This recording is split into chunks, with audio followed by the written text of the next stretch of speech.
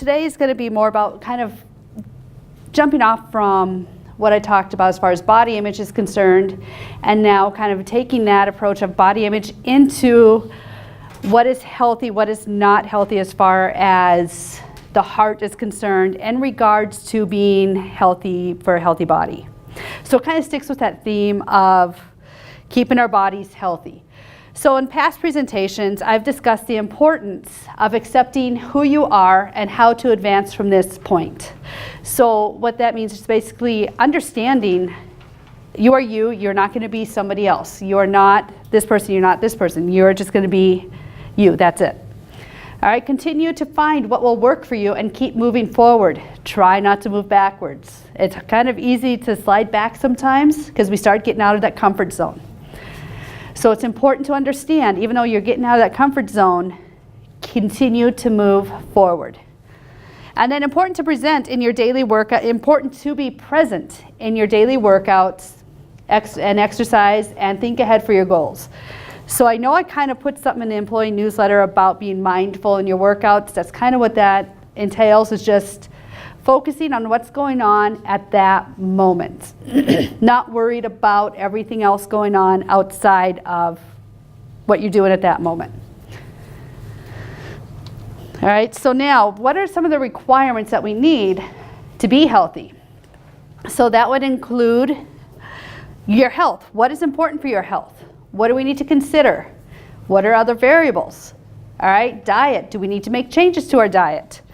Do we need to think about how can we go about making changes if it's necessary? And exercise, what are we willing to do? Would you be willing to step out of that comfort zone, or are you just wanting to stay in this comfort zone that you've created? So each person is going to be a little different for what their requirements are. All right, so it's going to be, for what one person is, it's going to be something different for this person and something different for this person. All right, some of the other things to consider would be, as far as the health, what makes up health? So one of the main things that we're always talking about, especially with it being February and Heart Month, and heart health, and then the other thing too is spiritual, mind, and overall body health. All right, they all work together to better improve what we have. All right, diet, a balanced diet, and consider what your cultural, religious, and your lifestyle choices are. All right, so some people who have different cultural and religious beliefs, we're not going to sit there and deviate from that. All right, I'm not going to tell someone that for religious reasons they don't eat certain meats to start eating it, because then that goes against. Okay, exercise. Try and move daily and get your heart rate up along with the blood flow moving in your body. So this kind of is repetition over what we've been talking about over time, but sometimes it's just repetition is key. All right, so the overall goal of this is to improve your health in general. All right, incorporate exercise and ability within your abilities. All right, and goals that are realistic to obtain. So we've had so many people coming in saying they want to go and do something. I'm like, what is it you want to do? Well, I want to run a marathon. Have you run before? No. Let's start with a 5K, and then we'll gradually move from there. I'm not going to have you go into a marathon if you've never ran before. All right, let's work on your running skills first, okay? Ideas on where to begin: balance, strength, cardiovascular fitness. 3 main areas to work in. Right, and those are important for everyday activities that we do within our life. Going up and down stairs requires some cardiovascular, so requires a little bit of strength, requires a little bit of balance. Okay? How to improve psychologically, physical, and emotional well-being. So just by keeping yourself moving is beneficial in all these realms to improve your overall persona. All right, now how do we go about in doing this? Figure out what are your stressors in your life. How can we alleviate some of these stressors or reduce that stress a little bit? Obviously, some things are always going to be there. Can we try and get enough sleep? Again, that's something different for each individual. Some people require 9 hours of sleep. Some people require 7 or 8 hours of sleep. Some people function on 5. Okay? Check your posture and your ergonomics. So one of the things that we see when we're seeing students in the hallways all the time, what is that we always see when we see students? They're like this all the time. What is this doing to their neck and shoulders? It's throwing everything out of alignment.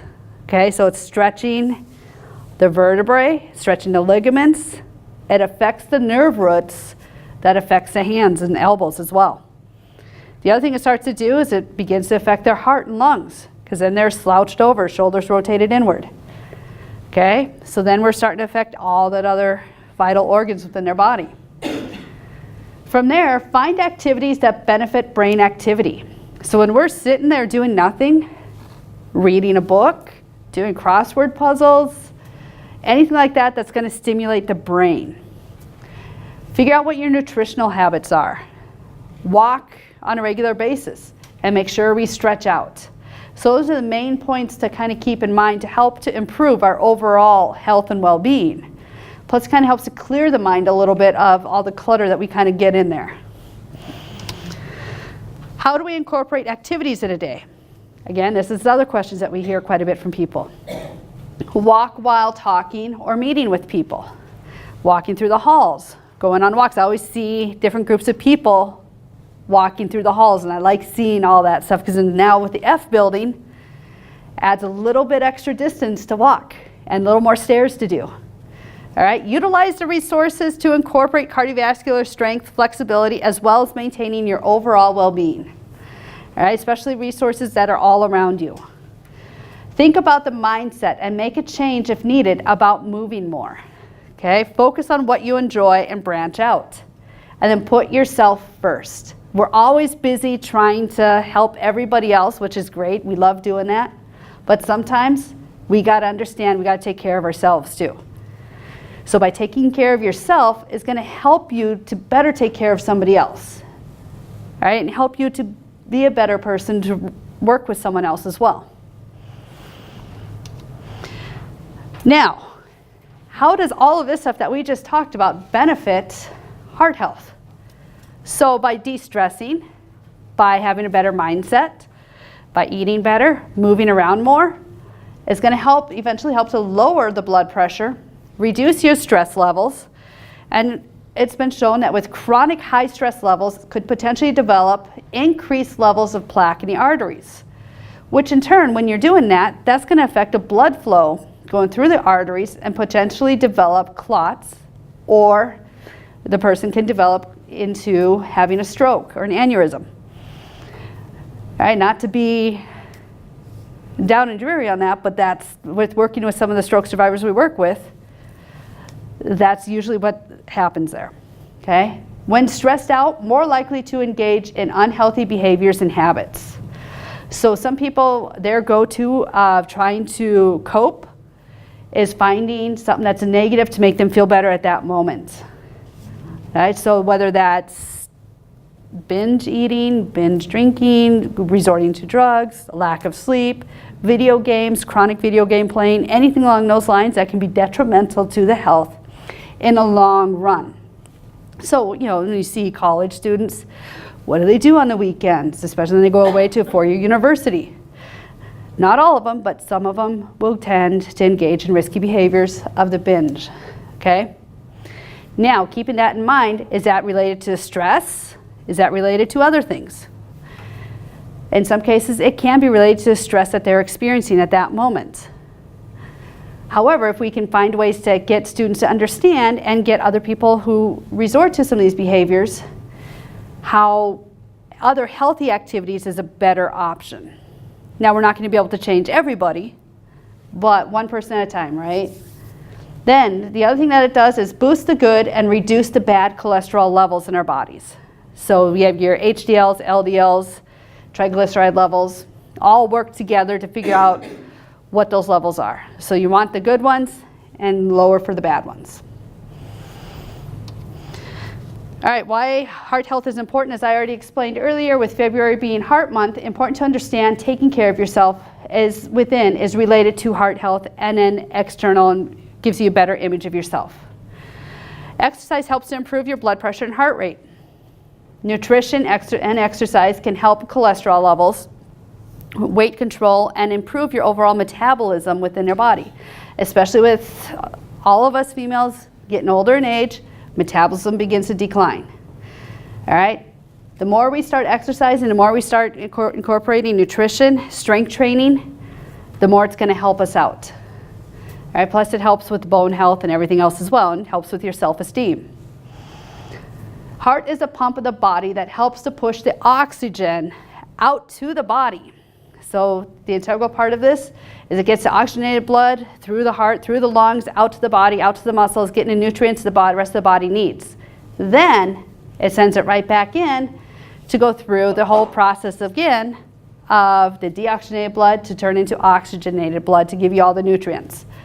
All right, so that kind of goes into the physiology components and the metabolism aspect.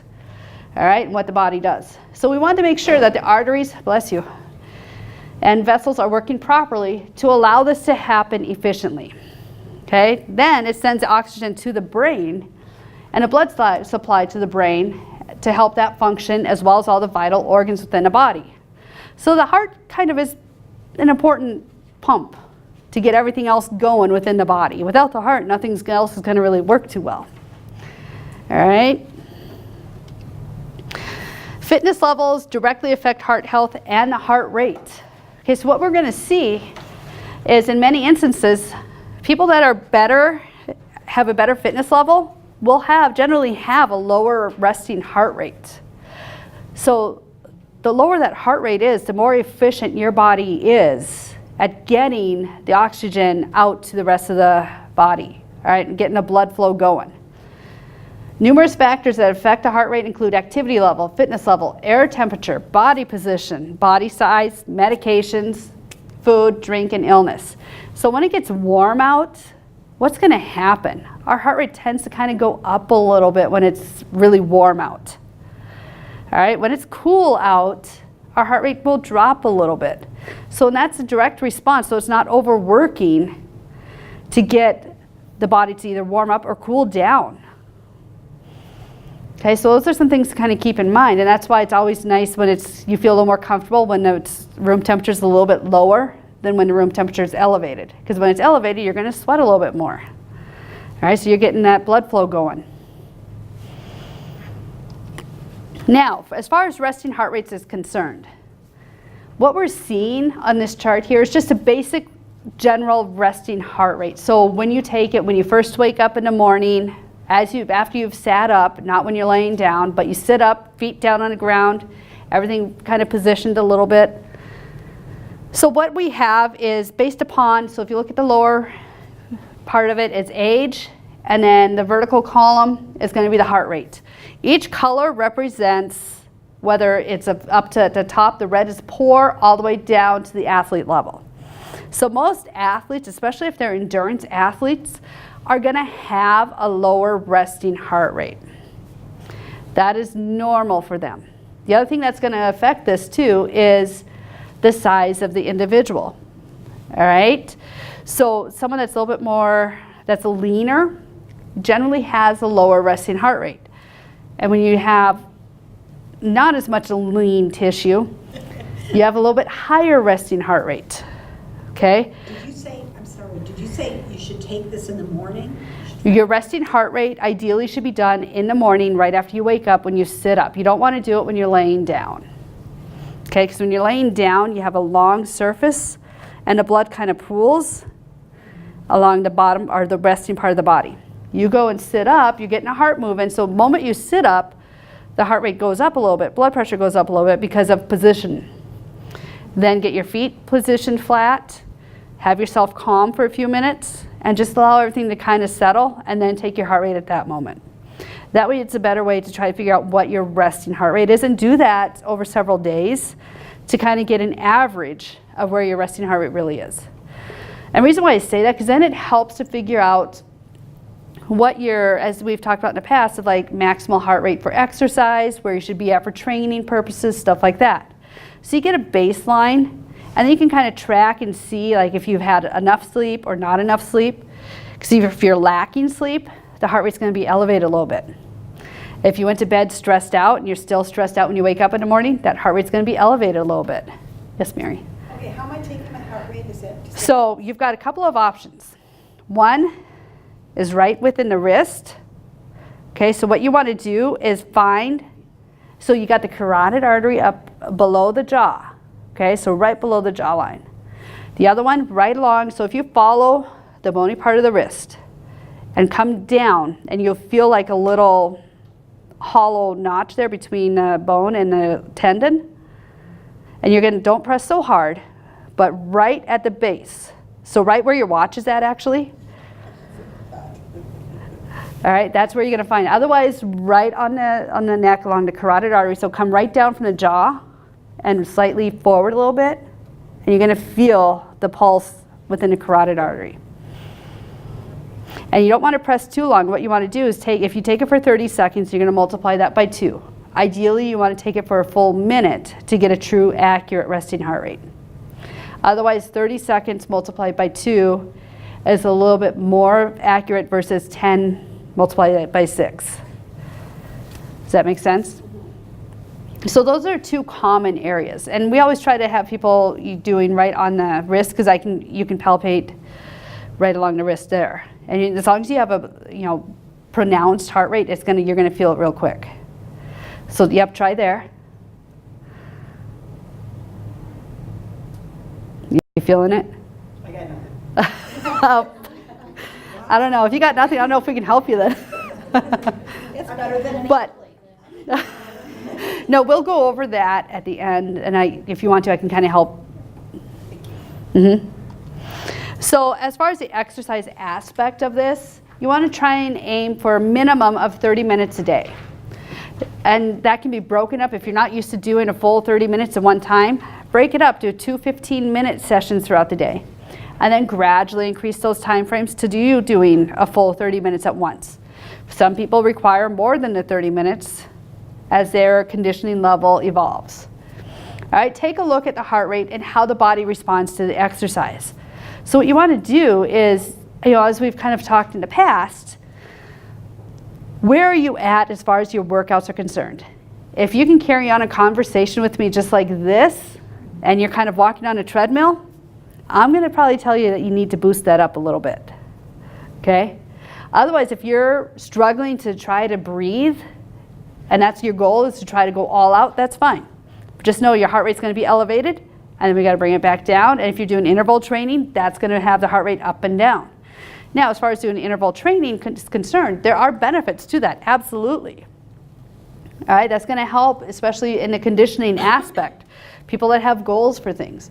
So when we work with some of the athletes, absolutely, get them going, get that going, especially in the preseason, early beginning part of the seasons.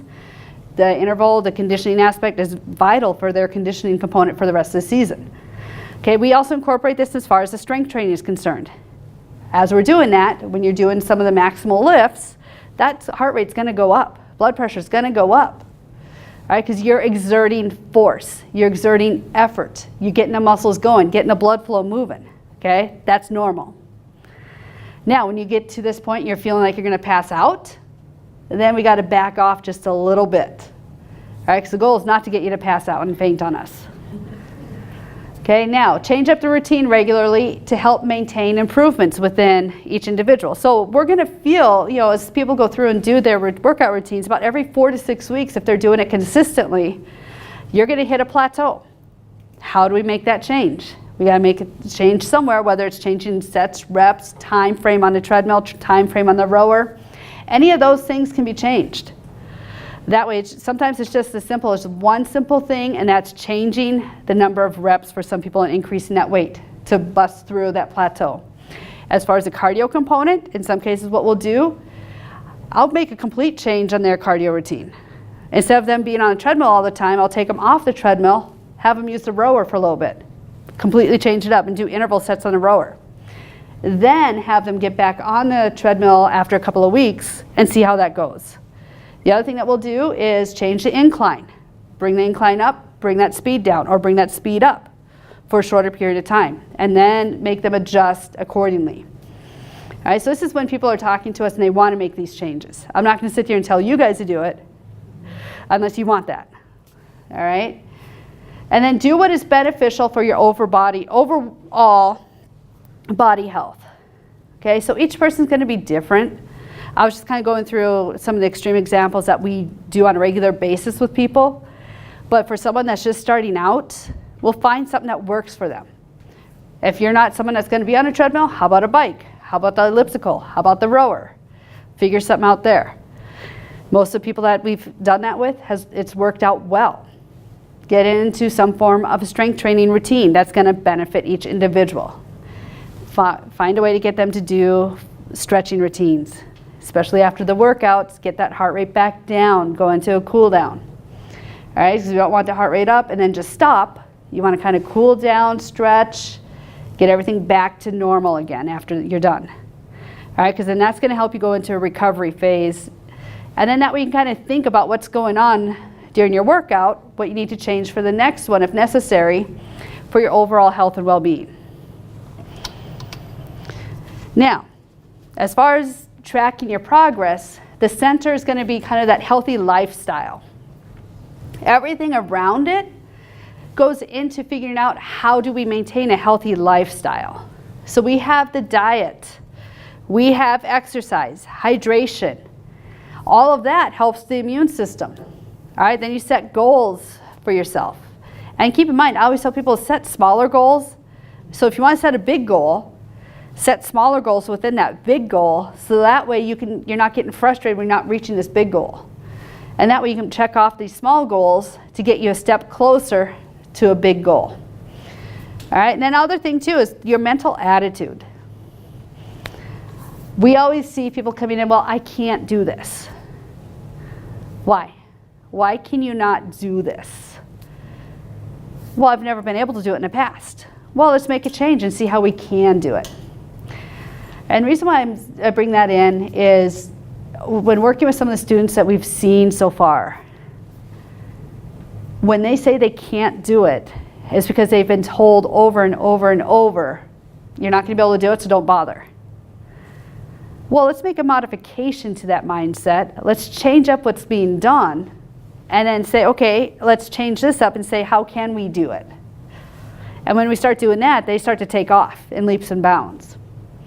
And then we're starting to see them succeed over here after they've gone through some of these thought processes and changing that thought process. So if they're changing here, then think about what's going on in the classroom settings for them. They're changing their outlook there, because then they're realizing what can I do here directly affects what goes on within the classrooms.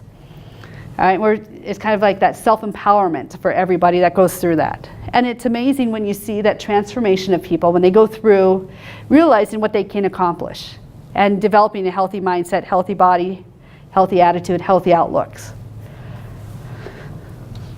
All right, so a couple of references there. Any questions on any of this that I've gone over? I know it's kind of rushed a little bit. I wasn't sure how I would be on time with everything. But I was trying to get, kind of target into information about why it's important to go through healthy body image, healthy mindset in regard to heart health and how it all ties together. All right, any questions? All right, you guys are set. If you don't have any questions, thank you.